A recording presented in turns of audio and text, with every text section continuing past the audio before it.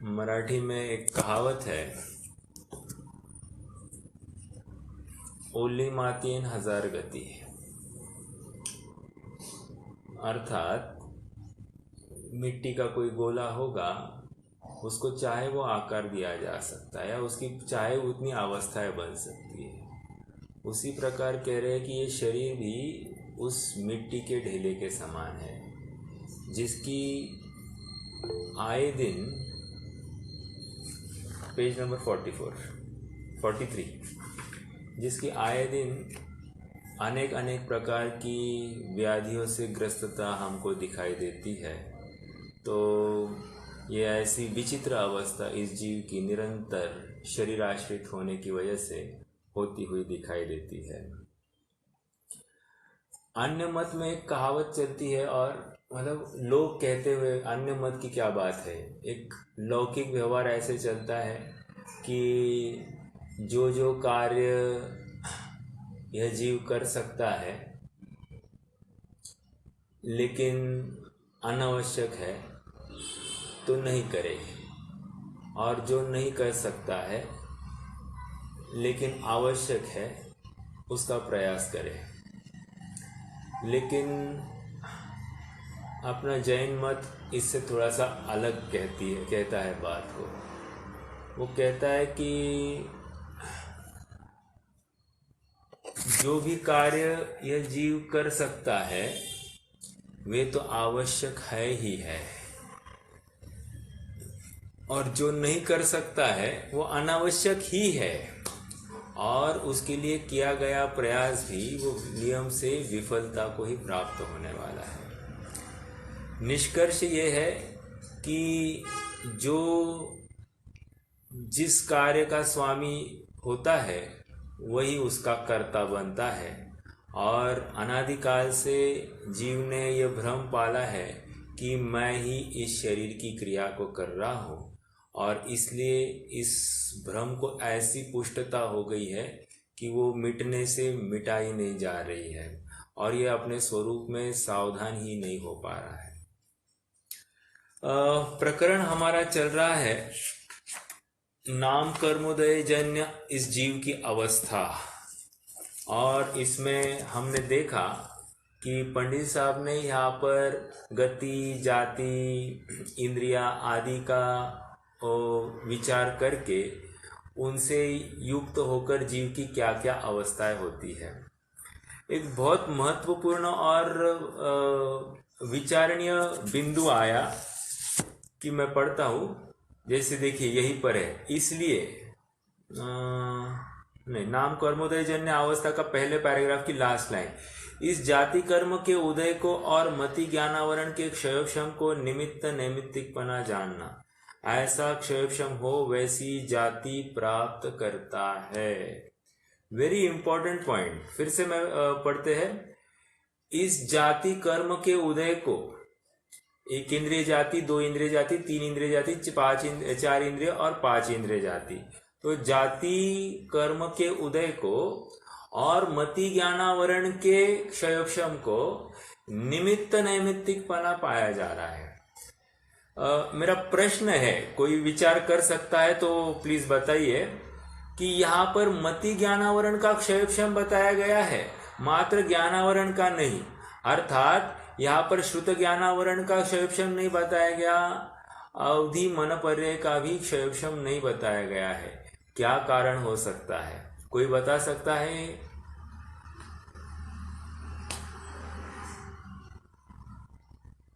प्रश्न फिर से कहता हूं, जाति नाम कर्म के उदय में क्या होता है, जीव को इंद्रिया, मतलब कौन से इंद्रियाधारी जीव होने वाला है ये निश्चित होता है, और कह रहे कि जैसी जैसी इंद्रिया होगी उस जाति का क्षयोक्षम भी पाया जाएगा। फॉर एग्जाम्पल, मान लीजिए कोई संगी पंचेंद्रिय मनुष्य है और गूंगा है, बहिरा है, सॉरी नॉट गूंगा, बहिरा है।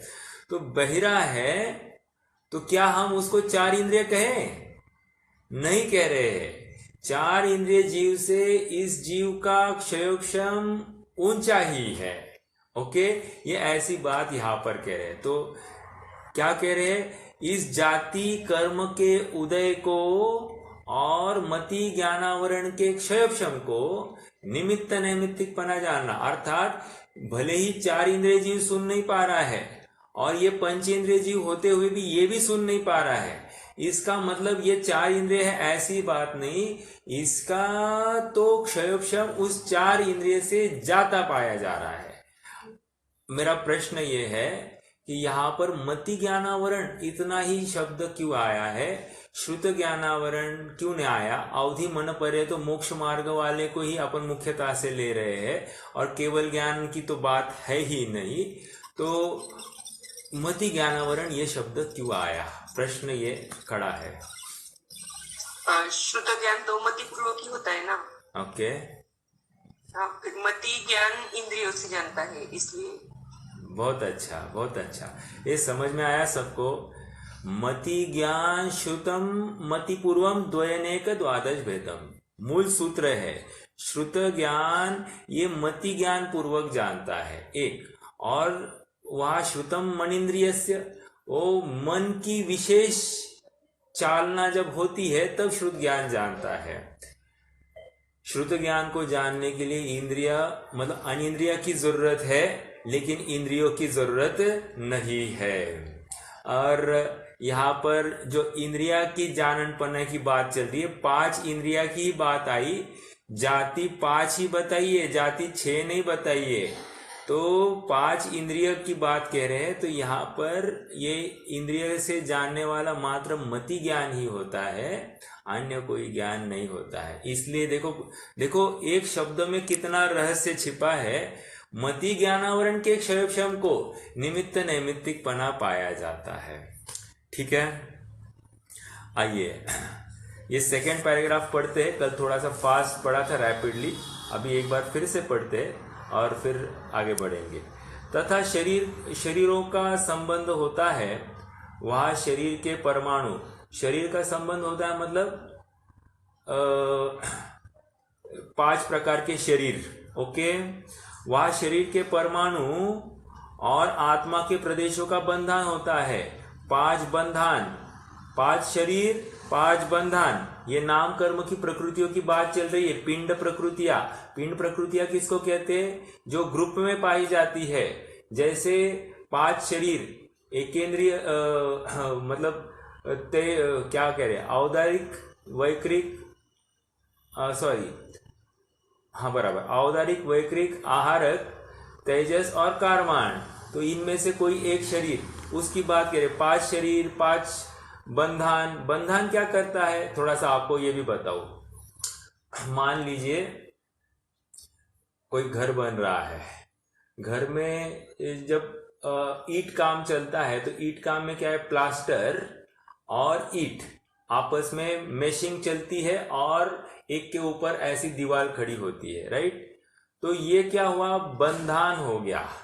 ओके, ईंट और प्लास्टर का बंधन हो गया। जैसे यहां पर क्या कह रहे, आत्मा और शरीर का बंधन हो गया, मिक्सिंग हो गया। ओके, तो ईंट और प्लास्टर का एक बॉन्डिंग हो गया। अब इस ईंट और प्लास्टर को क्या करना, प्लास्टर करना। तो प्लास्टर करने से क्या हो गया, एकदम फिनिशिंग आ गई। तो उसी प्रकार कह रहे हैं कि शरीर, बंधन, संघात, संघात से क्या होगा, एकदम प्रॉपर फिनिशिंग आएगी, एकदम फाइनल टच वाला हमको ये शरीर की अवस्था आदि दिखाई देती है। ठीक है, तो इस संघात का काम वैसे होता है। बंधन होता है तथा संकोच विस्तार रूप होकर शरीर प्रमाण आत्मा रहता है। और एक बात कह रहे हैं कि आत्मा शरीर प्रमाण ही है, आगे छोटा मोटा नहीं, जितना भी होता है संकोच विस्तार वो शरीर प्रमाण ही होता है। तथा नौकर्म रूप शरीर में अंगोपांगादिक, अंगोपांग नाम का नाम कर्म, ठीक है, अंगोपांगादिक के योग्य स्थान प्रमाण सहित होते हैं। प्रमाण सहित मतलब निर्माण, निर्माण नाम का नाम कर्म। तो ये निर्माण प्रॉपर आकार प्रकार सब वहां पर निर्माण के माध्यम से हो रहा है। इससे स्पर्शन, रसना आदि द्रव्य इंद्रिया उत्पन्न होती है तथा हृदय स्थान में 8 पंखुड़ियों के फूले हुए कमल के आकार का द्रव्यमन होता है। ठीक है, यहाँ द्रव्यमन की बात कर रहे हैं। द्रव्यमन में यहाँ पर जो वर्गणाएं होती है, ये मनोवर्गणाओं का यूज करके ये द्रव्यमन बन जाता है तथा उस शरीर में ही आकार आदि का, आकार मतलब संस्थान, 6 संस्थान की बात है। आकार आदि का विशेष होता है, वर्णादिक का विशेष होना है। मतलब वर्णादिक मतलब वे 20 है ना, वर्ण, स्पर्श, गंध और रस। समझ में आया? तो कह रहे हैं वर्णादिक का विशेष पाया जाता है। तो ये 20 प्रकार की प्रकृतियों के भी नाम ले लिए। वर्णादिक का विशेष होना और स्थूल सूक्ष्मादिक होना। स्थूल मतलब बादर, सूक्ष्म मतलब सूक्ष्म नाम कर्म, तो सूक्ष्म बादर नाम कर्म की भी चर्चा कर रही होना इत्यादि कार्य उत्पन्न होते हैं। किसकी निमित्त से? नाम कर्मोदय जन्य, नाम कर्म के उदय से ये सब अवस्थाएं होती है। सो वे शरीर रूप परिणमित परमाणु इस प्रकार परिणमित होते हैं। मतलब शरीर का पूरा परिणमन ये सभी कर्म प्रकृतियों के वश हो रहा है। ये इसमें से बात फलित हो रही है। और ऐसा होते हुए भी ये अज्ञानी जीव, ये मूढ़ जीव प्राप्त पर्याय में ही विमूढ़ हुआ है। ऐसा जीव ये इस पर्याय में शरीर की हालत को, अवस्था को बदलने का यत्न कर रहा है। इसीलिए मैंने अपने स्वाध्याय के प्रारंभ में एक वाक्य कहा कि जो अपने यहाँ पर जो जिसका करता है वो कार्य आवश्यक ही है, अवश्यम भावी ही है। और जो जिसका करता नहीं है वो कार्य करने में समर्थ ही नहीं है, इसलिए उस कार्य की कर्तुति का विकल्प भी पालना यह अनावश्यक है। और यही बात यहाँ पर कह रहे हैं कि मैं शरीर को ठीक करूं या इसको मेंटेन करूं या ये बनाए रहे आदि जितनी भी मेरी कल्पनाएं हैं, ये कल्पनाएं भ्रामक है, ऐसा इस पर्टिकुलर प्रकरण से प्रतीत हो रहा है। कहने की बात इतनी है, यहाँ तो मूल प्रयोजन पंडित साहब का ये याद दिलाना है कि इस कर्म के उदय से तेरी पराधीन अवस्था हुई है। तू अर्थात शरीर के कितने अधीनता है। ये मान लीजिए जीव को लगता है कि ऐसा शरीर हो और मिलता है अलग प्रकार का शरीर, तो इसमें जो पराधीनता है, दुख है, ये महसूस हो रहा है कि नहीं हो रहा है। मान लीजिए आज कोई स्त्री है, थोड़ा बहुत श्रृंगार करती है, लाली लबाट करती है, तो ये जितनी भी बात कर रही है किसका परिचायक है? ये इसका परिचायक है कि अपने में कुछ कमी है। समझ में आया? अगर कमी है ऐसा विश्वास नहीं हो तो प्रवृत्ति क्यों करे? समझ में आ रहा है? अर्थात जो, तो कोई कहेगा तो हमको सजना धजना ही नहीं किया। मैं ये नहीं कह रहा हूं। सजने धजने की बात अलग होती है और एक प्रॉपर, एक व्यवस्थित पने की बात अलग होती है। एक शील रक्षण की बात अलग होती है और एक शो ऑफ की बात अलग होती है। यहाँ पर हम इस प्रकरण को पढ़कर इतना ही निर्णय कर रहे हैं कि इन सब में हमारे मनवांछित ऐसी अवस्थाएं बनती हुई नहीं दिखाई दे रही है।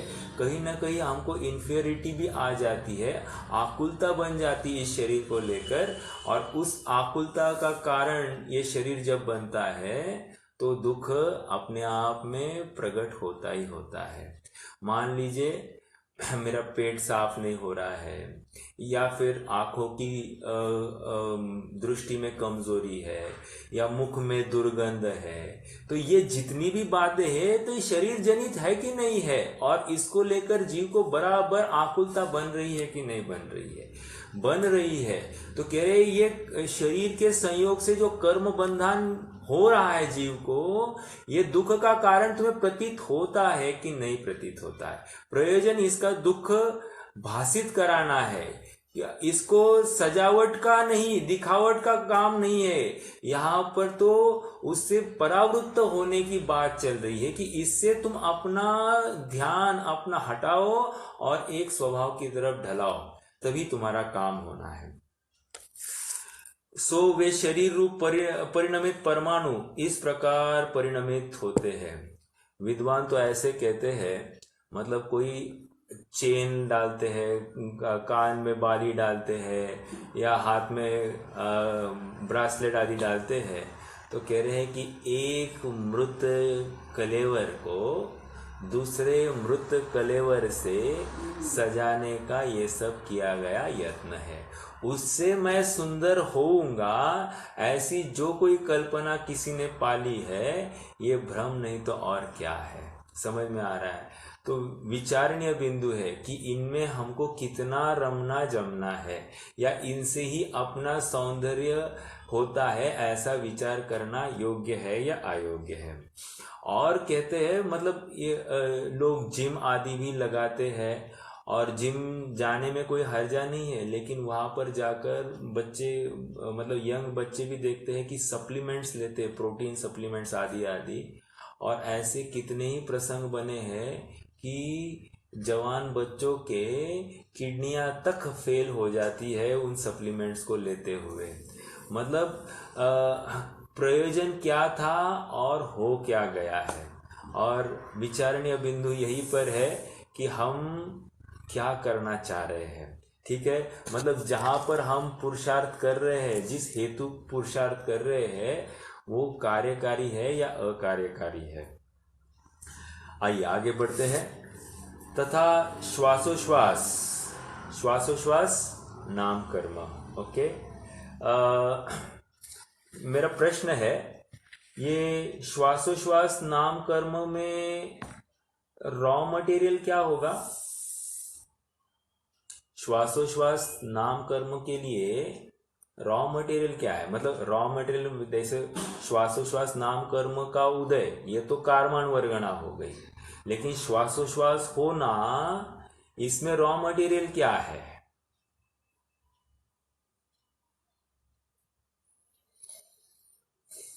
इसमें नो कर्म वर्गणा है। नो कर्म वर्गणा मतलब क्या? नो कर्म किसको कहते हैं वैसे?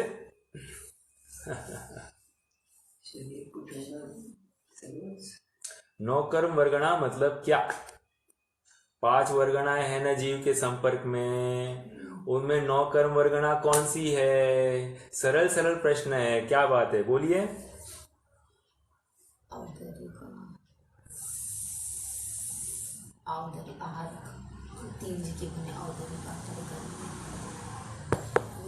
जो शरीर संबंधी है वो नो कर्म। हाँ, वही तो। कौन सी है? औदारिक शरीर, आहार वैक्रिक शरीर, आहारक शरीर और तेजस शरीर, ये जितने हैं इनको नौ कर्म वर्गणा कहते हैं। ओके, और कारमान वर्गणा तो पड़ी ही है। ये इस प्रकार से, मतलब कारमान शरीर के लिए कारमान वर्गणा ऐसा, और नौ कर्म वर्गणा में ये 4 शरीर वर्गणाओं को ले लिया गया है। आइए, तथा श्वासोश्वास रॉ मटेरियल, श्वासोश्वास का रॉ मटेरियल नौ कर्म वर्गणा, और स्वर उत्पन्न करने के लिए, अब स्वर उत्पन्न करने के लिए कौन सी वर्गणा है? भाषा वर्गणा है। ठीक है, उत्पन्न होते हैं। इसमें निमित्त क्या है? स्वर नाम कर्म का उदय, सुस्वर या दुस्वर। ठीक है, और लोग कितना उसके लिए प्रयास करते हैं, गाने के क्लास लगाते हैं, गला एकदम ठीक होगा, साफ होगा, आदि आदि। लेकिन यहाँ पर कह रहे हैं कि सुस्वर नाम कर्म का उदय होगा तो तुम्हारी आवाज मीठी ही लगेगी, और दुस्वर होगा तो उसमें क्या है फिर? ठीक है, उत्पन्न होते हैं वे भी पुद्गल के पिंड है और शरीर से एक बंधन रूप है। इसमें भी आत्मा के प्रदेश व्याप्त है, ऐसा नहीं कि आत्मा के प्रदेश नहीं है। वहाँ श्वासोश्वास तो पवन है। अब बहुत अच्छा प्रकरण बोलेंगे, श्वासोश्वास का इंपॉर्टेंस बता रहे हैं। वहाँ श्वासोश्वास तो पवन है, वैसे आहार का ग्रहण करे और निहार निकाले तभी जीना होता है। जीवन किसको कह रहे हैं? आहार लेना और छोड़ना, ठीक है, उसको जीना कहते हैं। उसी प्रकार बाह्य पवन को ग्रहण करे और अभ्यंतर पवन को निकाले तब जीवितव्य रहता है। वेरी इंपॉर्टेंट बात। जैसे कह रहे हैं कि मुझे कोई आहार का कवल निगलना है, निगलने के लिए मुझे पहले श्वास बाहर छोड़नी पड़ती है, तब मैं निगल सकता हूँ। उसी प्रकार कह रहे हैं कि मैंने जो भोजन खाया है वो मल निस्सरण जो होना है उसका भी कह रहे ये भी श्वासोश्वास के निमित्त से ही होता है, अर्थात श्वास को रोका जाता है तब वो बराबर मल का बाहर निकलना होता है। ये सहज ऐसी बात होती है। तो ये शरीर का जीवितव्य ये श्वासोश्वास के निमित्त से होता है। वैसे मैं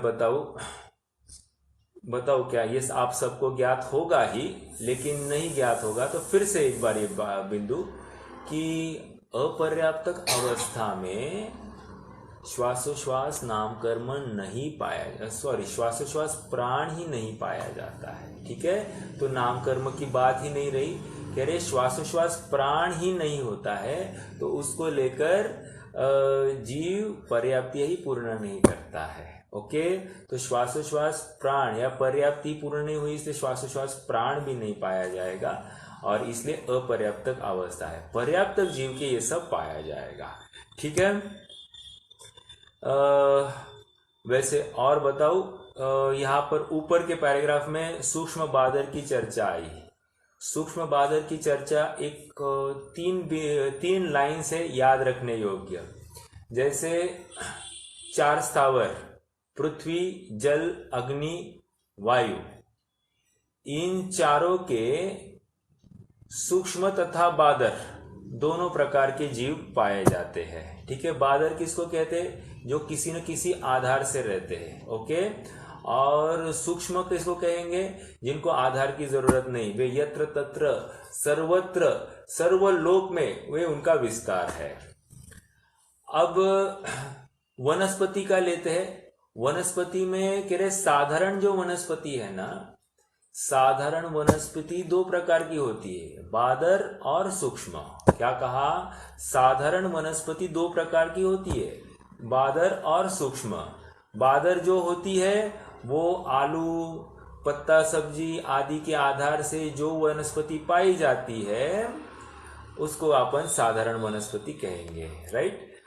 और जो सूक्ष्म है वो तो हमको दिखाई देती नहीं है, ऑलराइट। ये एक बात हो गई। अब आ जाइए प्रत्येक वनस्पति में।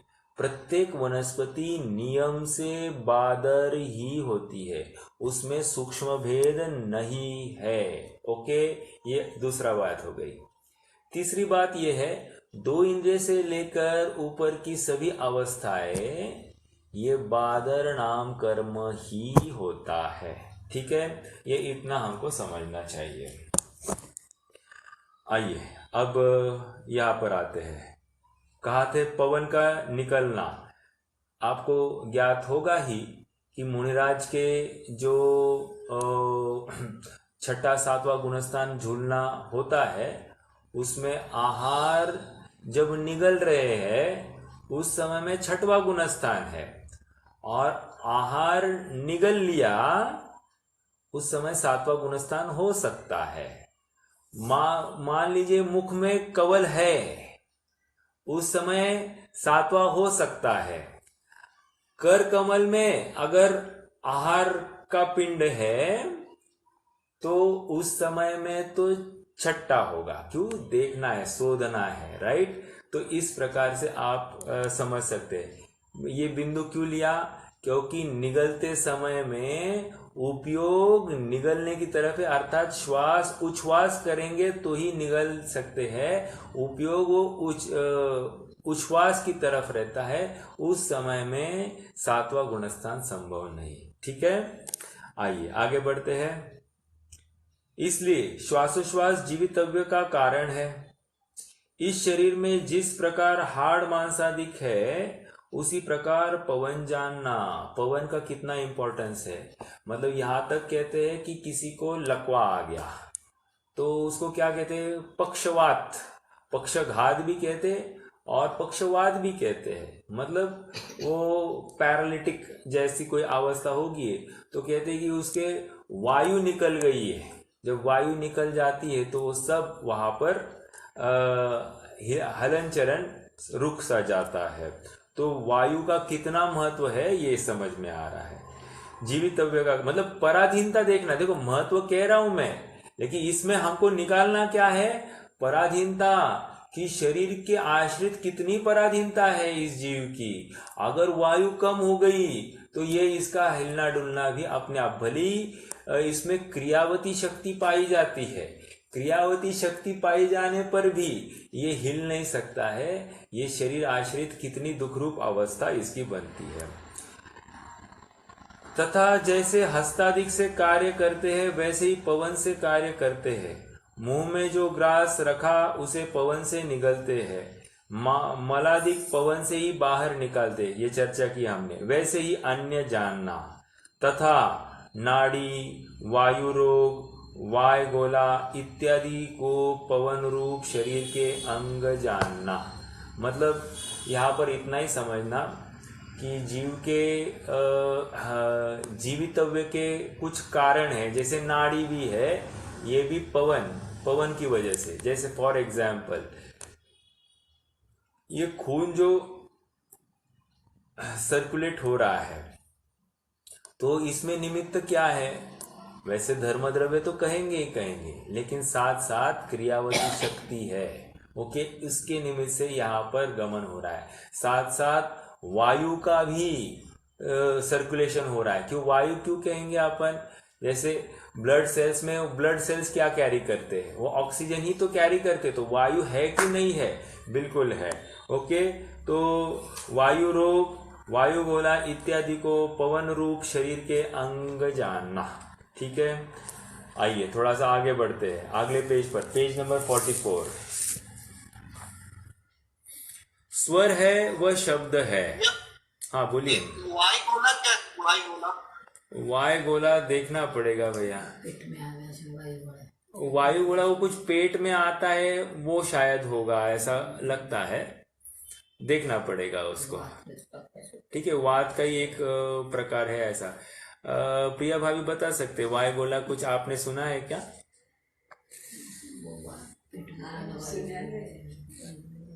वो गैस एक्यूमुलेशन, शायद वही होगा, अभी वो समझना पड़ेगा।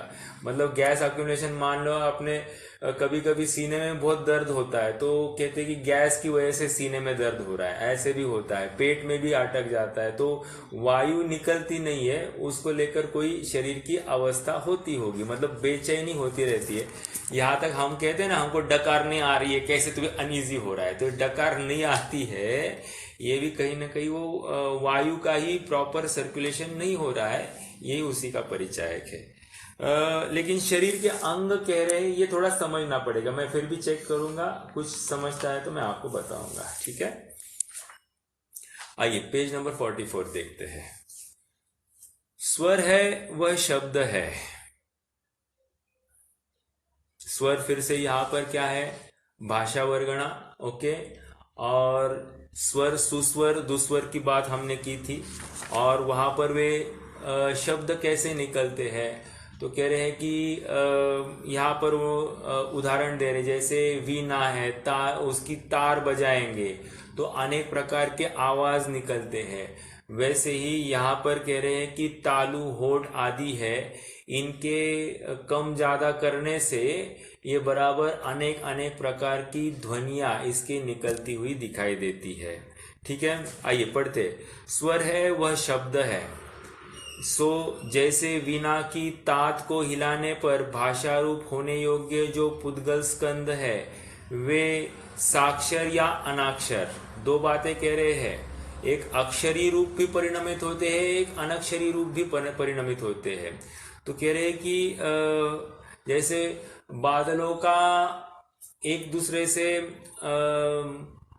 धड़कना वो अनक्षर रूप है, जो कोई आवाज आती है वो अनक्षर रूप है। तो कह रहे हैं कि पुद्गल स्कंद है वे साक्षर या अनक्षर शब्द रूप परिणमित होते हैं। उसी प्रकार तालु, होंठ इत्यादि अंगों के हिलने पर भाषा पर्याप्ति में ग्रहण किए गए जो पुद्गल स्कंद है वे साक्षर है या अनक्षर रूप शब्द रूप परिणमित होते हैं। कह रहे हैं कि इनका साक्षर और अनक्षर रूप परिणमित होना संभव है होठ, तालु आदि के हलन चलन को लेकर। तो ये पर्याप्ति को भी अपन कह सकते हैं, ठीक है। भाषा पर्याप्ति यहाँ पर उसकी तरफ संकेत किया गया है। आइए अगला तथा शुभ अशुभ गमनादिक होते हैं। मतलब गमन किसको ये कह रहे हैं यहाँ पर, प्रशस्त और अप्रशस्त, ठीक है। तो प्रशस्त चाल किसी की होती है, किसी की अप्रशस्त होती है। जैसे गाय है, गाय की चाल को प्रशस्त कहते हैं, और ऊंट है, गधा है, इनकी चाल को अप्रशस्त कहा गया है। तो ऐसा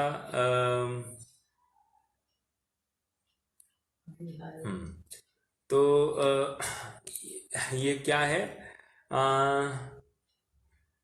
शुभ अशुभ गमनादिक होते हैं। मतलब ये हमारी चाल भी, ये भी किसी कर्म के अधीन है, ये समझा रहे हैं। मतलब हम हर चीज में सुधार लाना चाहते हैं, लेकिन कहते कि ये तो किसी कर्म के अधीन है, ये क्या कर सकता है जीव। तथा शुभ अशुभ गमनादिक होते हैं। वहां ऐसा जानना कि दो पुरुषों को एक डंडी बेड़ी है। अब यहाँ पर बहुत अच्छा प्रकरण फिर से ले रहे हैं। मतलब उदाहरण दे रहे हैं, पहले के जमाने में कोई चोर आदि को या अपराधी को पकड़ा जाता था, तो अपराधी को कैसे इसमें रखना, तो कह रहे कि दो जनों को एक ही संखल में बांध देना, या एक ही लकड़े की काट की खोड़ होगा, दोनों को उसमें, दोनों का एक एक पैर उसमें अटका देना या हाथ अटका देना। तो इससे क्या होगा कि उनके गमन में मर्यादाएं हो जाएगी। तो कह रहे यहाँ ऐसा जानना कि जैसे दो पुरुष एक डंडी बेड़ी है, मतलब एक डंडी से दोनों बंधे हैं, ठीक है। वह एक पुरुष गमनादिक करना चाहे और दूसरा भी गमनादिक करे तो गमनादिक हो सकते हैं। मतलब दोनों का मिलकर गमन हो सकता है। एक गमन नहीं करे और एक गमन करे तो इसमें तकलीफ हो जाएगी, फिर दोनों का गमन नहीं होगा। या क्या हो सकता है, एक बहुत स्ट्रांग है तो वो खींचते हुए दूसरे को ले सकता है, ऐसा हो सकता है। देखिए वहां एक पुरुष गमनादिक करना चाहे और दूसरा भी गमनादिक करे तो गमनादिक हो सकते हैं। दोनों में से एक बैठा रहे तो गमनादिक नहीं हो सकते। तथा दोनों में एक बलवान हो तो दूसरे को भी घसीट ले जाए। देखिए इसमें कितनी बातें हैं। जो अच्छे अच्छे मुष्टि योद्धा थे, पहलवान थे, मरण समय में अपने हाथ पर या मुख पर उस मक्खी को भी उड़ाने में समर्थ नहीं थे, या हाथ की एक उंगली उठाने में समर्थ नहीं है। इतनी उनकी दुर्दशा पाई जाती, जिनके निमित्त से 5-5 पहलवानों को वो एक आदमी लड़ सकता था, कोई तो जहाज खींच सकता है। ऐसे कितने ताकतवर लोग, और मरण समय में ऐसी दुर्दशा इनकी होती हुई दिखाई दे रही। ये किसका परिचायक है? परिचायक ये है कि जीव इनका कर्ता नहीं है और इसको भ्रम हो गया है कि मैं इसको कर सकता हूं और इसको लेकर इसे दुख है, ये घोषित सिद्ध करना चाह रहे हैं। दोनों में से एक बैठा रहे तो गमनादिक नहीं हो सकते, तथा दोनों में एक बलवान हो तो दूसरे को भी घसीट ले जाए। उसी प्रकार आत्मा के और शरीरादिक रूप पुद्गल के एक क्षेत्रावगारूप बंधन है। वह आत्मा हलन चलनादि करना चाहे और पुद्गल उस शक्ति रहित हुआ हलन चलन न करे, अथवा पुद्गल में तो शक्ति पाई जाती है परंतु आत्मा की इच्छा न हो तो हलन चलनादि नहीं हो सकते। दो कंडीशंस लगा रहे हैं। कह रहे हैं कि पुद्गल में शक्ति है हलन चलन करने की और जीव चलना नहीं चाहे, तो क्या हो गया, जीव इच्छावान होकर अगर चले तो कोई अलग बात है, लेकिन जीव की इच्छा नहीं है और पुद्गल में शक्ति तो पाई जा रही है, ऐसा होते हुए भी जीव का गमन नहीं हो सकता। एक दूसरी बात कह रहे हैं कि जीव की इच्छा नहीं है लेकिन पुद्गल की योग्यता है, तो इसका हिलना चलना सब दिखाई देता है। एग्जाम्पल रात्रि में ये कुछ ना कुछ बोलते रहता है, एक, या रात्रि में ये उठकर कहीं दूसरी जगह भी चला जाता है, दो। ये सब बातें क्या है, ये सब शरीर आश्रित है, मतलब शरीर की योग्यता से ये हो रहे हैं। हालांकि जीव तो अचेत रूप से यहाँ पर, अचेत रूप कहना मतलब अबुद्धि पूर्वक यहाँ पर उसकी प्रवृत्ति दिखाई दे रही है, लेकिन ये पुद्गल की ही ऐसी व्यवस्था होती हुई दिखाई दे रही है। ठीक है, मतलब ये घसीटता हुआ उस जीव को भी ले जाता है पुद्गल, अगर पुद्गल की योग्यता हो गमन की, ऐसा। या और दूर क्यों जाना, अरहंतों के भी जो गमनादिक है वो पुद्गल की योग्यता के अनुसार ही तो हो रहे हैं, तो अवधि की क्रिया कह रहे हैं, तो ये उसी का एक बात है। चलिए, तो वहां आत्मा के हलन चलनादि करना चाहे और पुद्गल उस शक्ति से रहित हुआ हलन चलन न करे, अथवा पुद्गल में तो शक्ति पाई जाती। और एक बात कही, जीव इच्छावान है और पुद्गल में शक्ति ही नहीं पाई जा रही है। शक्ति कैसे नहीं, जैसे किसी को पैरालिसिस आदि हो गया तो उसमें शक्ति ही नहीं है, और जीव की इच्छा है गमन करने की, हाथ हिलाने की, नहीं कर पा रहा है। ये पराधीनता को साक्षात सिद्ध कर रहा है, और फिर भी जीव सोचता है कि मैं ही बोलता हूं, मैं ही हाथ उठाता हूं, मैं ही देखता हूं।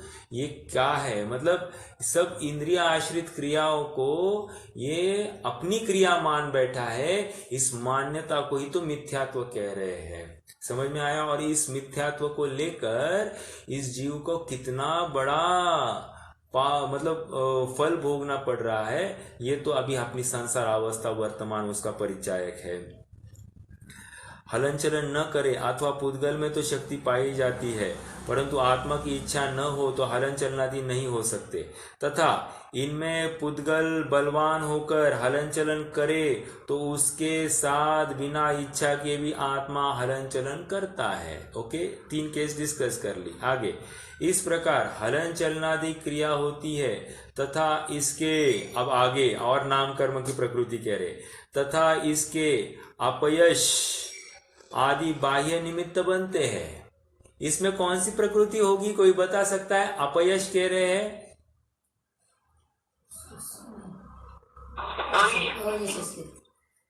यस, अयशस कीर्ति, यशस कीर्ति, अयशस कीर्ति, जो कोई अवस्था बनती हो, या अपयश कह रहे, अपयश का तो अयशस कीर्ति नाम कर्म का उदय। तो ऐसे अयशस कीर्ति मान लीजिए, देखिए ये थोड़ा सा इंटरेस्टिंग है टॉपिक। अभी देखिए, 2 जन सामने खड़े हैं मेरे, एक मुझे गाली दे रहा है, एक मुझे तारीफ कर रहा है। मेरा प्रश्न है कि मेरे कौन से कर्म का उदय है, अयशस कीर्ति का उदय है या यशस कीर्ति का उदय है? आप क्या फील करते हैं इस पर है ना? मतलब आप क्या फील कर रहे थे? मतलब क्या? बहुत अच्छा। यानी आप अगर यानी अच्छा फील कर रहे हैं तो कोई कार्य मिलेगा तो इस स्थिति का ही उदय होगा ना। निष्कर्ष ये है कि ये जीव विपाक की प्रकृति है, इसका फल डायरेक्टली जीव में पाया जा रहा है।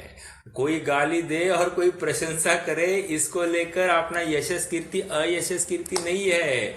ऐसा हो सकता है कि अन्य मत वाले हमारे भगवान को ताने देते होंगे, केवली भगवान को ताने देते हुए हालांकि उनका कोई कर्म नहीं है, वो अलग बात है, बट ऐसा होगा तो उनका क्या कहना पड़ेगा।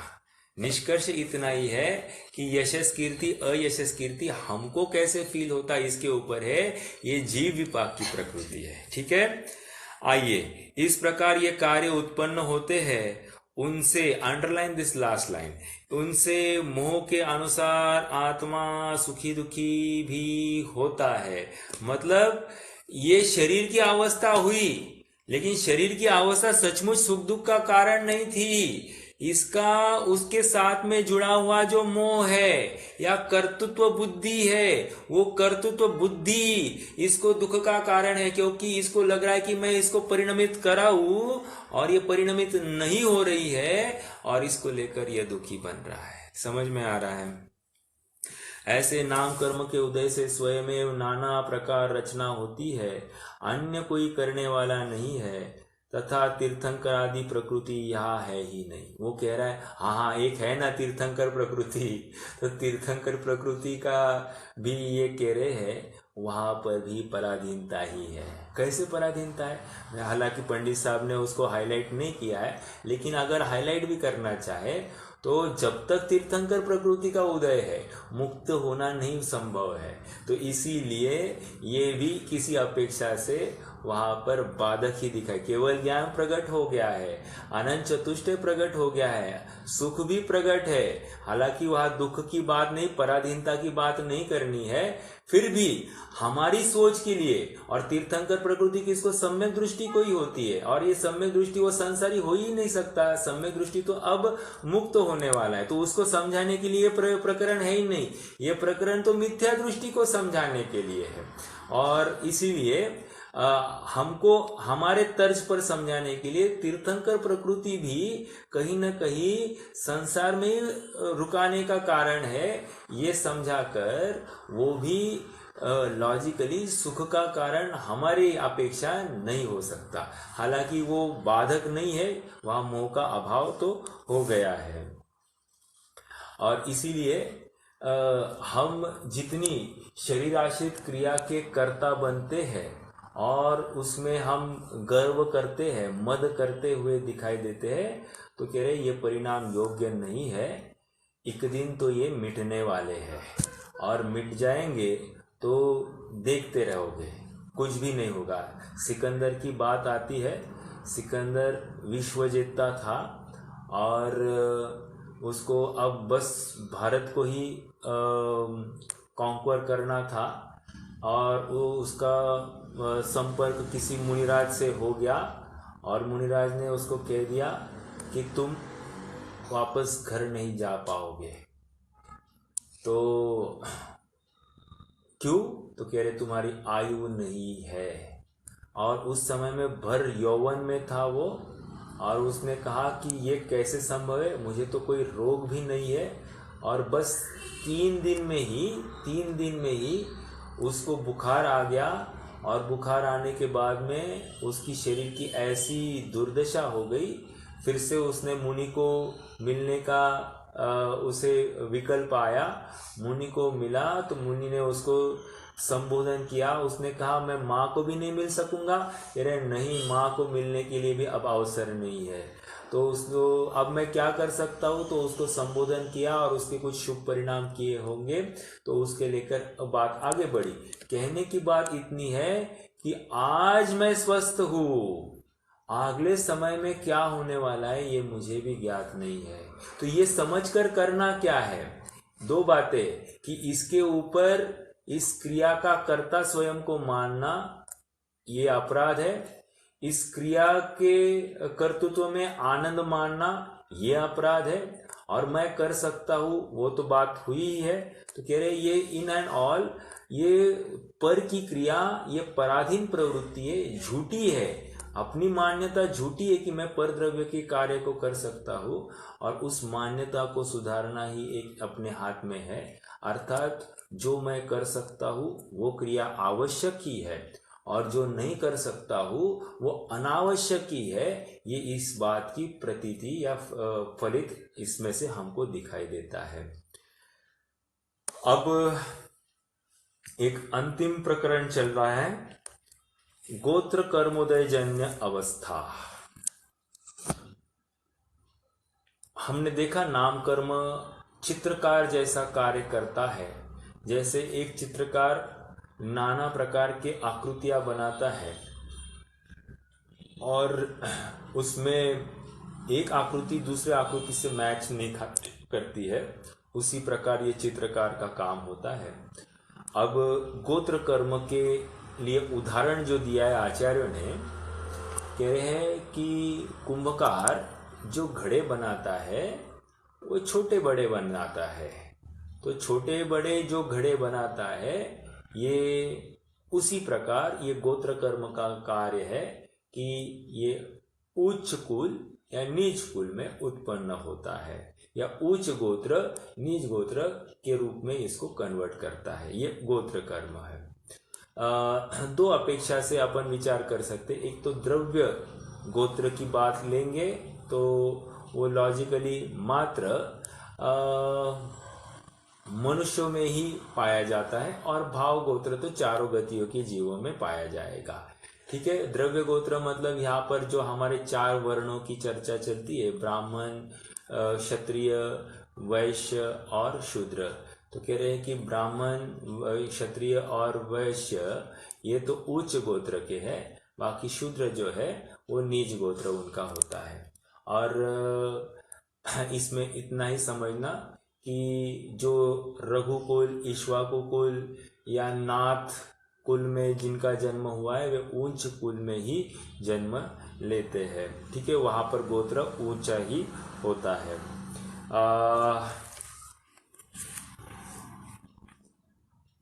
ये थोड़ा सा पढ़ते हैं, कुछ है विशेष तो समझेंगे।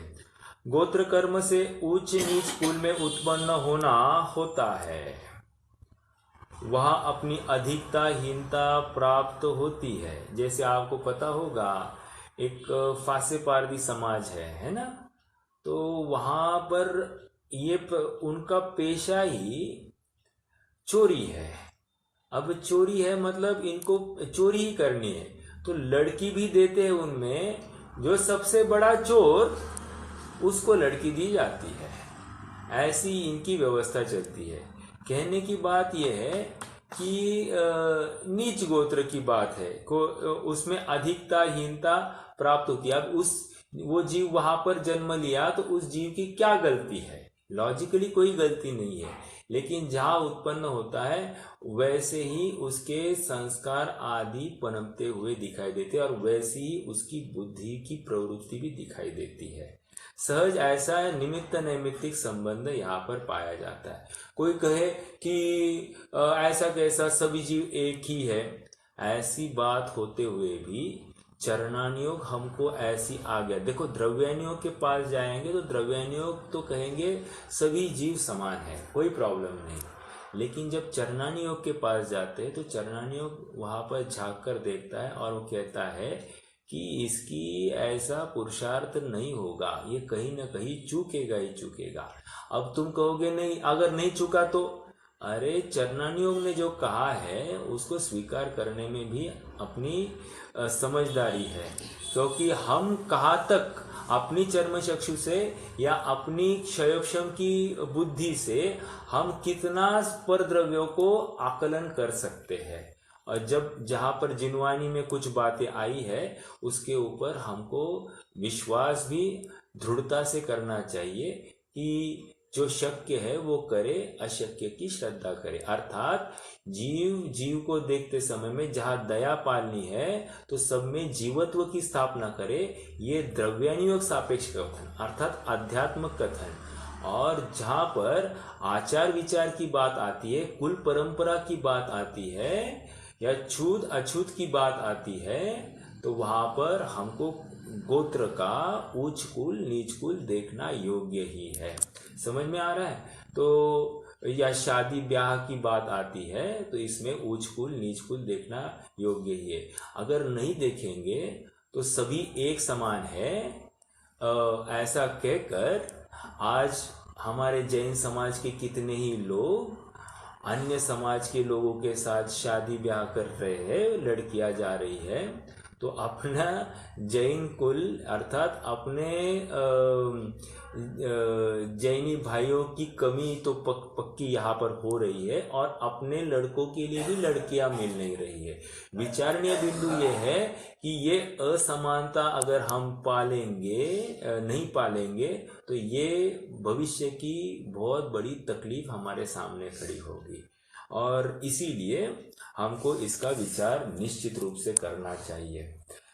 सब में जीवत्व की स्थापना करो, सबके प्रति दया भाव करो, इसमें विरोध नहीं है, लेकिन उनके खान पान के संबंधी पुरुषार्थ और अपने खान पान संबंधी पुरुषार्थ में फर्क हो सकता है, होता ही है। हाँ, ये हो सकता है कि हमारे परिणाम उनके साथ रहकर इतने हीन हो जाए कि हमको अब उनमें ग्लानि ही भासित नहीं हो, तो वो तो अलग चीज है। लेकिन जैन कुल की बात करते तो ये जैन कुल उच्च कुल ही माना जाता है। ठीक है। मोह के उदय से आत्मा सुखी दुखी भी होता है। यहाँ पर भी कह रहे हैं कि जीव जो सुखी दुखी हुआ है ये मोह के उदय से ही होता हुआ दिखाई दे रहा है। ये इस प्रकार 8 कर्मों के वश होकर जीव की कैसी दुर्दशा हो गई है, ऐसा हमको यहाँ पर दिखाई दे रहा है। निष्कर्ष इतना ही है, भोगी भी यही कह रहा है कि सोचना क्या, जो भी होगा देखा जाएगा। और भोगी मतलब अज्ञानी जीव, और ज्ञानी जीव भी यही कह रहा है कि सोचना क्या, जो भी होगा देखा जाएगा। लेकिन दोनों एक ही स्टेटमेंट कह रहे हैं, लेकिन दोनों के अभिप्राय में जमीन आसमान का अंतर है। भोगी जीव देखना क्या, जो भी होगा, सोचना क्या, जो भी होगा देखा जाएगा कहकर आज भोग लो, कल किसने देखी है, कल का जो होगा कल देख लेंगे, आज तो ऐश कर लो। ओके, ये भोगी अज्ञानी की मान्यता है। और ज्ञानी जीव सोचना क्या, जो भी होगा देखा जाएगा, आज वर्तमान में मुझे अनुकूलता मिली है, इसका प्रत्येक समय प्रत्येक क्षण मैं तत्व निर्णय में लगाऊं, कल का भरोसा नहीं है, इसलिए मैं आज ही सुखी होने का यत्न करूं। कल का भरोसा नहीं, पाप का उदय होगा, प्रतिकूलता के समय में क्या होगा मुझे भी मालूम नहीं, आज मैं तत्व निर्णय करके ही सुखी हो जाऊंगा, कल की कल देख लेंगे। ऐसी ज्ञानी और अज्ञानी के सोच में अंतर दिखाई देता है। अब निष्कर्ष, इस अध्याय का जो हेडिंग है, हेडिंग क्या था? संसार दुख, है ना? क्या था हेडिंग? बोलिए। Page number almost 21, right? संसार अवस्था का स्वरूप, राइट?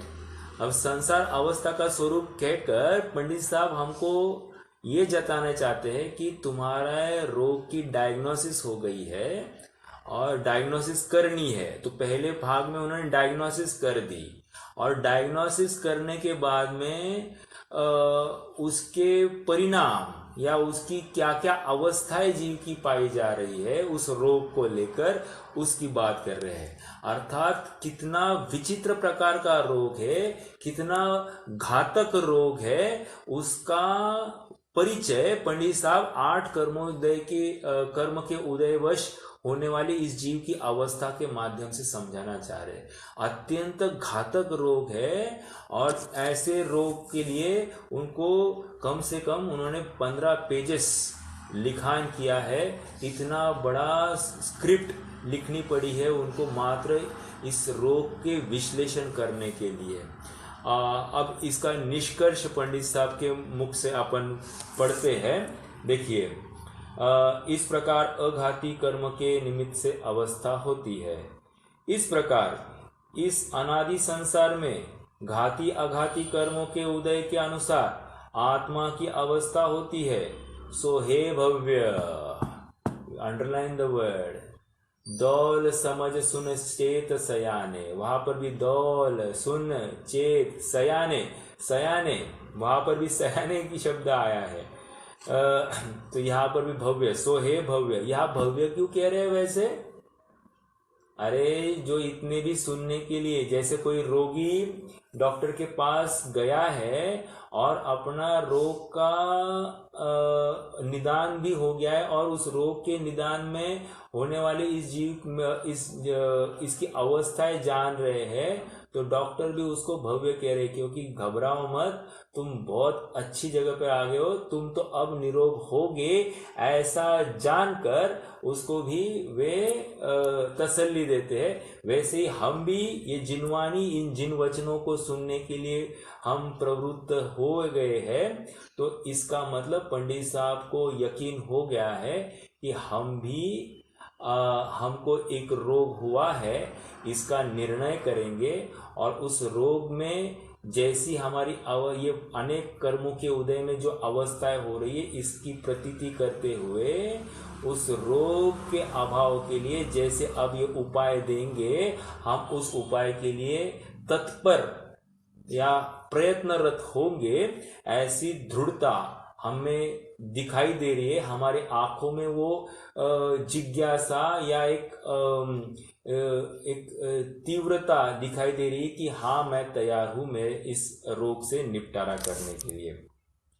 सो हे भव्य, अपने अंतरंग में विचार कर देख कि ऐसे ही है कि नहीं। देखो, पंडित साहब फिर से हमको स्ट्रेस नहीं कर रहे हैं, मतलब ये ऐसी बात नहीं है, मार मार के मुल्ला बनाने की बात नहीं है। What do you mean by मार मार के मुल्ला बनाना? देखिए, ऐसी बात आती है कि एक हिंदू था और हुआ ऐसे कि पार्टीशन का समय था और वो हिंदू मुसलमानों के मोहल्ले में जाने के लिए हुआ। अब सभी मुसलमानों ने उसको घेर लिया और उसको बहुत पीटा और उसको बोला तुझे अब मुसलमान बनना पड़ेगा। तो इसको प्राण जाते हुए देखकर ये बोल गया, हाँ ठीक है, मैं मुसलमान बन जाता हूँ। उसने क्या किया, उसने दाढ़ी बढ़ाई, सब मतलब पूरा नमाज आदि पढ़ने लग गया, सब हो गया। एक दिन क्या हुआ, एक दिन वो बीमार हो गया और बीमार होने के बाद में वो बोला, हे राम, मुझे इस रोग से छुटकारा दिला, हे राम। और वहां से मुसलमान लोग भाई जा रहे थे, उन्होंने देख लिया, अरे ये मुसलमान होकर भी राम का नाम ले रहा है, फिर से मारने गए। वो कह रहे हैं, मुझे मारकर तुम तो मेरी दाढ़ी बढ़ा सकते हो, मुझे बाहर से मुसलमान कर सकते हो, लेकिन अंदर से मुसलमान नहीं कर सकते। वो पहले जो संस्कार है वो कहाँ जाएंगे। वैसे ही यहाँ पर कह रहे हैं, तुमने इतनी मार मार के मुल्ला बनाना मतलब इतना समझा दिया कि इस रोग में ऐसी अवस्था हो गई है, इतना तो वो भी मान गया। मानने के बाद बोल भी देता है, हाँ मेरी अवस्था हो गई है। होने के बाद में भी इतना स्वीकार करने से काम नहीं होगा कि मेरी ऐसी दुर्दशा हुई है। स्वीकार करने पर वहां से हटने का यदि उद्यम नहीं किया तो इसने स्वीकार ही नहीं किया है। अभी भी कचास है, अभी भी विश्वास नहीं है डॉक्टर में, इसलिए रोग है ये तो मान लो, या उसकी तीव्रता का परिचय वो या भाव भाषण वो कर नहीं रहा है। और इसीलिए कहते हुए भी दिखाई देगा, हाँ मुझ में ये कमी है, लेकिन प्रयास तो बिल्कुल नहीं करेगा। और जब अवसर आएगा तो यही कहेगा, क्या अभी तक हमने संसार छोड़ा नहीं है, अभी भी हम गृहस्थी में ये सब काम करने पड़ते हैं के नाम पर, चाहे उतने अपराध, चाहे उतने पाप करने के लिए ये उद्यमी होता है। ऐसी इस जीव की ये बात है, इसने सच्चे रूप से जिन वचन को सुना नहीं है, समझा नहीं है। आइए पढ़ रहे हैं। अपने अंतरंग में विचार कर देख कि ऐसे ही है कि नहीं, अर्थात एक एक कर्मोदय में तुम्हारी ऐसी अवस्था हुई है, ऐसा तुम्हें प्रतीति हो रही है, तो फिर तुम मानो। अब क्या, यदि हो रही है, विचार करने पर ऐसा ही प्रतिभासित होता हो, कंडीशन लगाई हो, यदि ऐसा ही है तो तू यह मान कि मेरे अनादि संसार रोग पाया जाता है।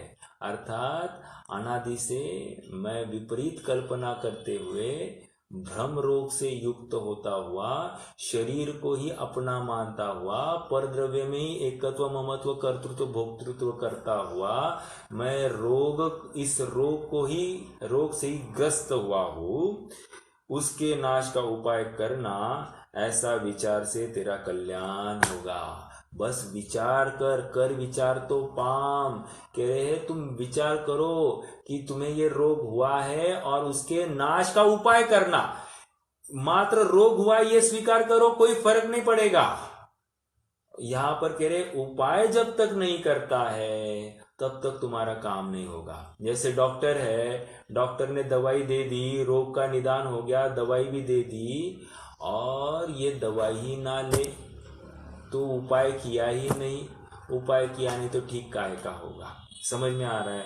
और इसलिए इसको ठीक होना है तो उपाय करना जरूरी है, और उपाय बाहर में नहीं है, उपाय स्वभाव में है, स्वरूप में स्थित होने में है।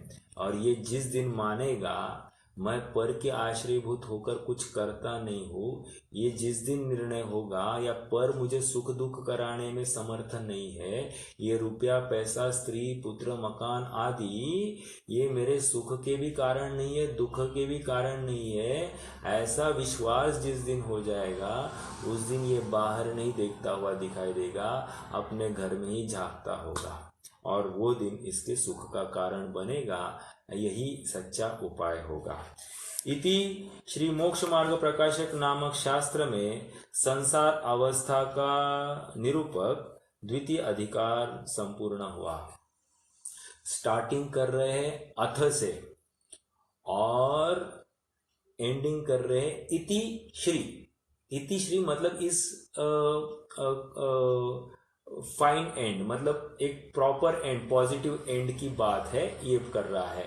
और अथ कहकर अब अच्छा काल चालू है। अब या अथ ये शुभ के परिचायक है, अब कुछ अच्छा घटित होने वाला है, ऐसा है। देखिए जैसे भारत को स्वतंत्रता मिल गई तो क्या हुआ, जिस दिन रात में 12 बजे स्वतंत्र हुआ, अब हम गुलामगिरी से अब मुक्त हुए।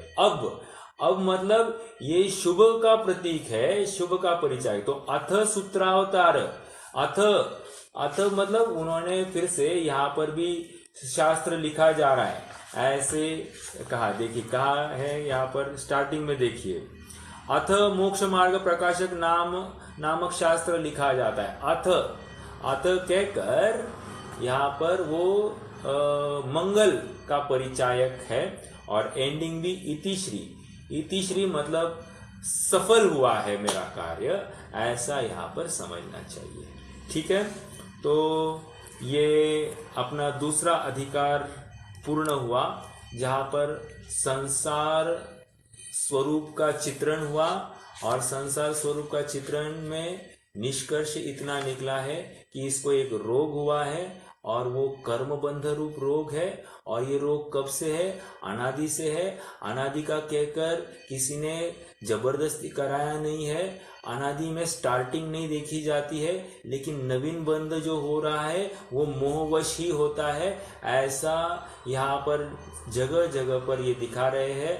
और इसलिए इसके दुख का कारण एकमात्र मोह है। इसलिए हमको अब जो कोई प्रयास करना है इन 8 कर्मों को समझकर, 148 को समझकर, एकमात्र उस मोह का ही विचार करना है कि हम मोह से युक्त है या नहीं। हर क्रिया करते समय में, प्रत्येक प्रवृत्ति में इसका विचार होगा तो निश्चित रूप से इस जीव को शाश्वत सुख की प्राप्ति होगी ही होगी।